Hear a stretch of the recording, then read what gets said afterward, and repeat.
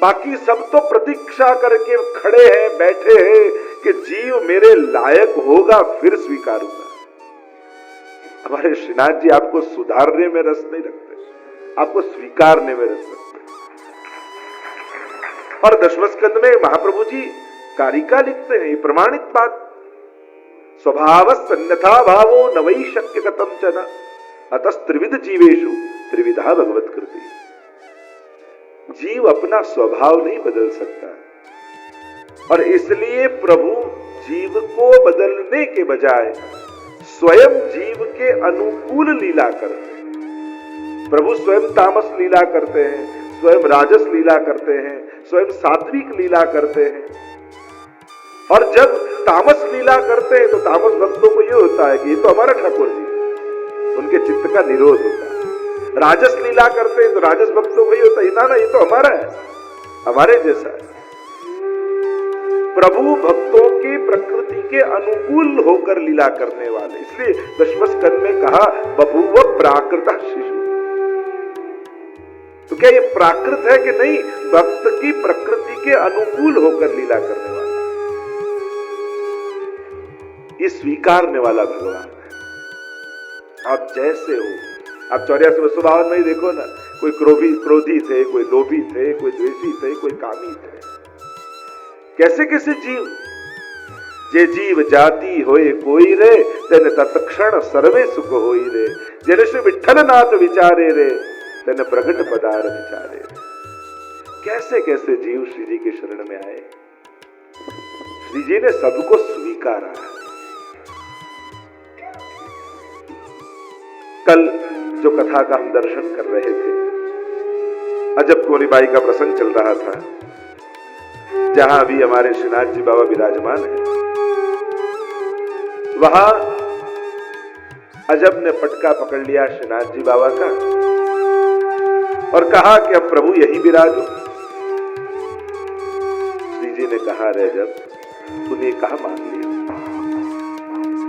पर श्री जी ने कही कि जब तक गुसाई जी भूतल पर हैं, तब तक मैं ब्रज नहीं छोड़ूंगा। पर 125 वर्ष बाद मैं यहां पधारूंगा। श्री जी की इच्छा, भक्तों के मनोरथ। देखो प्रभु कब कौन सी लीला करें और उसके पीछे क्या कारण है, समझना कठिन है। और प्रभु की हर एक बात उसी समय पर समझ आ जाए जरूरी भी नहीं। हम लोगों के जीवन की दिक्कत ही ये होती है, जब कुछ भी घटना घटती है तब तुरंत उसके परिणाम में हम पहुंच जाते हैं। अरे भगवान ने ये गलत किया, अरे भगवान ने ये क्यों किया, ठाकुर जी ने ये क्यों किया। जहां तक भगवान की लीला समझ में न आए, वहां तक कोई निर्णय पर मत पहुंचो। ये घटना क्यों घटी, उसके कारण को आप जानते हो। और जहां तक कारण न मिले, महाप्रभु जी तो कहते हैं एक ही कारण है, तथैव तस्य लीले। ये सब उसकी लीला है। गीता जी में भगवान ने कहा, जन्म कर्म चमे दिव्यम। मेरे जन्म और मेरे कर्म दोनों दिव्य हैं। कई बार लोग कहते हैं कि कर्म तो किसी को नहीं छोड़ता, भगवान को भी भोगना पड़ता है। बिल्कुल अशास्त्रोक्त बात। भगवान को कभी भी कर्म भोगना नहीं पड़ता, क्योंकि भगवान कभी कोई कर्म करते ही नहीं, वो केवल लीला करते हैं।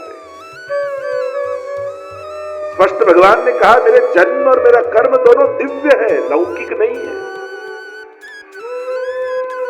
अनायासे हर्षात् क्रियमाण चेष्टा स लीला। जिसका कोई हेतु न हो, प्रयोजन न हो, केवल आनंद की अभिव्यक्ति हो, वही लीला। અને ભગવાનની લીલામાં કોઈ કારણ નથી, એટલે ભગવાનની લીલાનું કર્મનું કોઈ ફળ નથી। કારણ હોય ત્યાં જ પરિણામ હોય। આપણા પ્રત્યેક કર્મનું કોઈ કારણ છે અને એટલા માટે એનું પરિણામ છે। प्रभु की लीलाएं दिव्य है, अलौकिक है। अजब कोनीबाई ने जब मांगा और श्री जी ने वचन दिया और आज विराज रहे, हम प्रत्यक्ष दर्शन करते हैं। वहां तो वो ब्रज में जतिपुरा में गिरिराज जी के ऊपर तो शिखरबद्ध मंदिर हुआ। ध्वजा शिखर आदि जो हम कलश आदि कहते हैं, और यहां चार चौक को मंदिर बनाए और आप विराजे वालों छप्पर तरी, ऊपर तो छप्पर है नलिया का। यहां जैसे शिखरबद्ध मंदिर की आज्ञा हुई जब निर्माण हो रहा था, और यहां छप्पर पर विराजे। और हमारे यहां तो जो कलश की भावना है, ध्वजा की भावना है, सुदर्शन जी की भावना है। हम तो श्रीनाथ जी के गुणगान, मैंने पहले ही कहा, हम ऐतिहासिक इतिहास बहुत देखने के बजाय श्रीनाथ जी के महात्म्य और कथाओं पर विशेष भार रखेंगे। तो जैसे श्रीनाथ जी की भावना हमने देखी, श्रीनाथ जी के पीठिका की भावना हमने देखी, वैसे ही श्रीनाथ जी के मंदिर की भी भावना है, और वैसे ही श्रीनाथ जी के शिखर, ध्वजा, कलश और सुदर्शन जी की भी भावना है। अनेक अनेक भाव भावना हमारे यहाँ प्रसिद्ध है। श्री हरिराय महाप्रभु जी की ऐसी कृपा हुई, ये सब हमको अलौकिक दृष्टि प्रदान की हरिराय जी। तो जैसे जब निर्माण हो रहा था जतिपुरा में गिरिराज जी के ऊपर मंदिर का, और जब जब नक्शा बनाने गए और श्री जी की इच्छा से देवालय की रीत राखी हो और शिखरबद्ध मंदिर बना, भावना शिखर आदि की बताई गई। 4 सिंह हैं जो धर्म अर्थ काम मोक्ष रूप है। 2 कलश हैं या 1 कलश है, वो भी फर्क है। वहां जो गिरिराज जी के ऊपर मंदिर है और यहां जो मंदिर है, एक जगह 2 कलश है, एक जगह 1 कलश है। तो 2 कलश की भावना ये बताई कि एक में श्री महाप्रभु जी रूप बड़ा कलश है, छोटा कलश श्री गोसाई जी रूप है। इसमें वह भगवत रस भरा है इस कलश में, और इसकी रक्षा ये चारों सिंह करते हैं। और ये धर्म अर्थ काम और मोक्ष रूप है। महाप्रभु जी ने साधारण जीव के 4 पुरुषार्थ और पुष्टि जीव के 4 पुरुषार्थ दोनों का अंतर बताया। पुष्टि मार्गे हरिर दास्यम धर्मः अर्थो हरिरेव ही कामो हरिर दिदृक्षैव मोक्ष कृष्णस्य चेद्रुवम्। ये वैष्णव के 4 पुरुषार्थ बताए। धर्म क्या? तो कि भगवत सेवा वही धर्म। सर्वदा सर्वभावेन भजनीयो व्रजाधिपः स्वस्यायमेव धर्मो ही नान्यत्वापि कदाचित्। अर्थो हरिरेव ही, वैष्णव का अर्थ क्या है? धर्म ही ते पायो यह धन, धर्म ही ते पायो। अर्थ रूप स्वयं परमात्मा है। कामो हरिर दिदृक्षैव। जब श्रीनाथ जी में आप आते हो तब ये चारों पुरुषार्थों को सिद्ध करने का आपको अवसर मिलता है। सबसे पहले यहां आओ तो केवल दर्शन के टाइम नहीं पूछो, आकर पूछो कि यहां कौन सी सेवा करने मिलेगी, यहां आपको कौन सी सेवा का लाभ मिलेगा। क्या फूलघर की सेवा, पानघर की सेवा? कई बार दर्शन में इतने हम मशगूल हो जाते हैं, या दर्शन की बस एनी व्यवस्था में इतना बिजी થઈ જઈએ છે કે શ્રીનાથજી ને ઘણી વાર ભૂલી જઈએ, इतना બધા એમાં અટવાઈ જઈએ। तो सबसे पहले यहाँ आओ तो अपना धर्म सिद्ध करो। और धर्म क्या है? तो कि सेवा धर्म है। पूछो, जानो यहाँ कौन सी टहल करने मिलेगी। हम भेंट लिखवा कर अपना समर्पण करें वित्तजा का, ये तो श्रेष्ठ है ही, पर ये देवी भगवत सेवा में विनियोग हो, उसका भी प्रयास करो। अनेक प्रकार की सेवाएं यहाँ उपलब्ध है। आप जब तपास करोगे तो आपको पता चलेगा। धर्म अर्थ, अर्थो हरिरेव ही, प्रभु ही अर्थ रूप है। यहाँ मतलब यहाँ आकर प्रभु से कुछ मांगो मत, प्रभु को मांगो। हे श्रीनाथ जी बाबा, ऐसी कृपा करो, अभी तक मेरे माथे ठाकुर जी का स्वरूप सेवा में नहीं विराजता है। आपके दर्शन करने मात्र से प्रभु आप तो सकल मनोरथ पूर्ण करने वाले हो।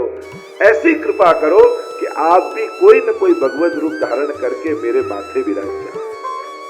अर्थो हरिरेव ही। और जो सेवा करता है उससे ही पता चलता है कि दर्शन खुलने में देर क्यों हो रही है।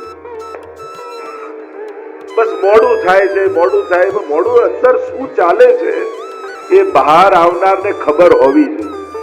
ये कंफ्यूजन पैदा इसलिए होता है कि अंदर क्या चल रहा है वो बाहर वाले को पता नहीं होता है, इसलिए तो देर क्यों है। एक बार सखड़ी भोग की सेवा खुद घर में करके देखना, और मैं बताऊं ऐसे टाइम पे खोल के देखना तो पता चल जाएगा। हम खुद जहां तक सेवा नहीं करेंगे वहां तक हमको पता कि जो सेवा करोगे ना तो आपको ही पता है ना, भले श्रीनाथ जी बाबा आरोप थे, मेरे कारण उनको जल्दी मत करा। फिर तो वैष्णव को ये भाव, खुद सेवा करो एक बार सकड़ी भोग धर के घर में, जहां हाथ से बनाकर, फिर बताओ, फिर मैं यूं कि 10:30 बजे रात भोग सरी जाने चाहिए। और उसमें भी श्री जी जैसा नेक भोग हो, एक दिन रसोई करोगे तो सांझ को रात भोग खोल पाओगे।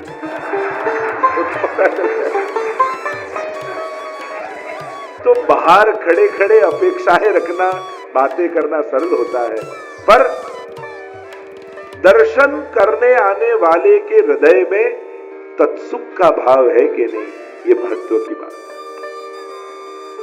कहीं हमारे कारण हम श्री जी को तो जल्दी नहीं करा रहे, हाँ, या तो प्रयास सतत रहता ही है कि लोगों को लाभ मिले, ये दृष्टिकोण तो है ही। घणा ने एम था कि बस जाने अंदर कहीं नहीं, बस खाली मोडू थाय, अंदर कितनी प्रकार की सेवाएं होती है, कैसा क्रम होता है श्री जी का। अरे कदाच ना हो तो श्रीनाथ जी ने सेवा क्रम की पुस्तक वांची जो खबर पड़ी जो। तो जब भी कहीं भी दर्शन करने जाओ, एक मन में हमेशा विचार के जाओ, आप वहां जाओ तो आपके कारण प्रभु को श्रम न पड़े, प्रभु को जल्दी करना न पड़े। बाकी तो આપણે તો આરતી માં ગઈ, આરતી શ્રીનાથજી ની મંગળા કરી અને ઘન ઘન ઘંટ વાગી શ્રીનાથજી જાગ્યા, પેલું કહી દે ઉતાવળે ઉતાવળે પ્રભુ को जल्दी करा देते। घंट वाग्या, श्रीनाथ जाग्या, उतावળ કરી। આ શ્રીનાથજી વૈષ્ણવને ઓળખે છે કે આનામાં ધૈર્ય નથી, મારે ઉતાવળ કરવી પડે, આ રાહ જુએ એમ નથી। भूल बात, आने वाले को अंदर का क्रम पता होना चाहिए। ये अष्टांग अष्टयाम की भावना क्या है, नेक भोग क्या है, हल्की की सामग्री क्या होती है, किस प्रकार से राजभोग श्रृंगार आदि क्रम होते हैं, ये सब जब बाहर आने वाले को पता चलेगा तब वो कभी जले। तो अर्थो हरि रे वही, अर्थ रूप हमारे स्वयं ठाकुर जी। कामो हरिद द्रक्षई, काम पुरुषार्थ सिद्ध होता है, यो होए यहाँ रहे वहां तक एक भी श्रीनाथ जी की झांकी छोड़े, जल्दी जल्दी उठकर। बाकी तो घरे होए तो 8 वागे हलावी लावी उठाड़વું પડે, પણ શ્રીનાથજી નો જ્યાં બીન વાગે અને એવા વહેલા વહેલા ઉતાવળ કરીને વૈષ્ણવ જાગી જાય, અમારા શ્રીનાથજી બાબા જાગી જાય। प्रात समय उठी के ब्रज बाला, गावत मंगल गीत रसाला, कर श्रृंगार मथनिया दोवे, अपनो अपनो दयो बिलोवे, कछुक मनोरथ के पकवान, थार सजोवती सुंदर बान। ठाकुर जी जागे उससे पहले तो ब्रजभक्त जाग जाते, और मन में होए श्रीनाथ जी की मंगला करे। मंगल आरती गोपाल मंगलम, मंगलम ब्रजभूमि मंगलम, मंगलमिह श्री नंद यशोदा। प्रभु तो मंगल रूप है ही, पर प्रभु का जो समग्र लीला परिकर है वह भी मंगल रूप है। अरे कदाच दर्शन न थाय અને શ્રીનાથજીના મંદિરના પગથિયાને માથું નમાવીને આવી જાઓ ને તોય તમારા જીવનનું મંગલ થઈ જાય। ऐसे मंगल रूप प्रभु है। हमारे यहाँ तो पूरे मंदिर की भी भावना बताई गई, मंगल रूप निधान सांवरो मंगल रूप। जीवन में जो मंगल चाहते हो अपना, एक ही स्थान है मंगल का, वह है श्री जी के चरण। अर्थो हरि रे वही, कामो हरि दृक्षैव, यही काम पुरुषार्थ, प्रभु को देखने की इच्छा અને જોવાની ઈચ્છામાં ભલે ને ધક્કા વાગે। कई लोग कहते हैं वहां के धक्के बहुत लगते हैं, कौन श्रीनाथ जी मारते हैं आके? हम ही एक दूसरे को मारते हैं और हम ही फरियाद करते हैं। तो श्रीनाथ जी तो मारते नहीं कि चलो उद्घाटन मैं कर देता हूं, भी मारते रहना। और सीधी सीधी बात यह है कोई एक एक्टर, कोई फिल्म का मूवी एक्टर कोई गांव में आ जाए और आपको पता चले कि अरे वो हीरो आ रहा है, चलो देखने जाए, और देखने जाओ, इतनी धक्का मुक्की हो, तब भी एक बार देख के हम घर क्या कहते हो, જોઈ આવ્યો, દેખી આવ્યો, અને નાથક દ્વારા થી જાઓ ત્યારે ઘરે જઈને શું કહો, બહુ ધક્કા વાગ્યા, क्योंकि नंदालय का चौक तो भरा ही रहता है ब्रज भक्तों से, और यहाँ भीड़ नहीं होगी तो कहां होगी। जगत का नाथ जहां विराजता है, पर याद धक्के नहीं रखने हैं, याद श्री जी को रखना है। श्री जी की क्षणवार झांकी हुई, मेरा जीवन धन्य हो गया। अर्थो कामो हरिर्दृक्षैव मोक्ष कृष्ण से चेत ध्रुवम, और मोक्ष क्या है, चित्त प्रभु के चरणों में लग जाना, यही वैष्णव का मोक्ष है। ये चारों से श्री है, वो चार पुरुषार्थ रूप है, दोनों कलश है, एक महाप्रभु जी रूप है, एक गुसाई जी रूप है, उसमें क्या भरा है, तो कि बड़े में प्रेम भरा है और प्रभुता भरी है, भावनाएं बताइए। और छोटे जो कलश गुसाई जी रूप है, उसमें कहा भोग और श्रृंगार भरा है। दोनों कलश भरे हुए हैं, चारों सिरों से घिरा हुआ है। और वहां શ્રીજી ને તો આપણે શ્રમ નથી આપતા, પણ સુદર્શનજીને વંદન કરીએ, એમના દર્શન કરીએ, કારણ કે પ્રભુએ એ ધર્યું છે જ રક્ષા માટે।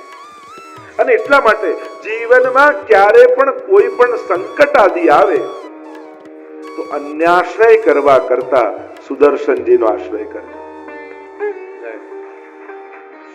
બધે ફાફા મારવા કરતા, બધે ભટકવા કરવા કરતા, અને હું તો ઘણી વાર કહું, अन्याश्रय करता सकाम भक्ति सारी। प्रभुने छोड़ी गमे त्या भटकवा करता प्रभु पासे मांगी लेવું સારું।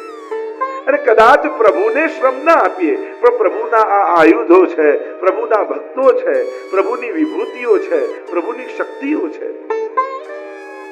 ભાગવતજી આદિમાં અનેક આવા કવચ આદિ, નારાયણ કવચ આદિ આવે છે, એનો પાઠ કરો।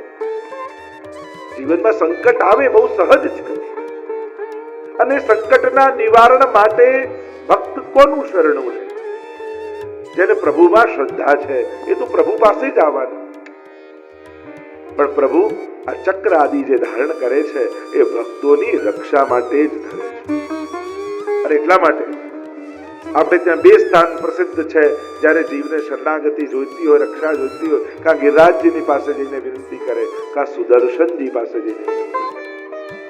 અને આ સુદર્શનજીની કૃપા એવી થાય કે પ્રભુની કૃપા થકી એની સર્વ સંકટો નિવારણ થતું હોય।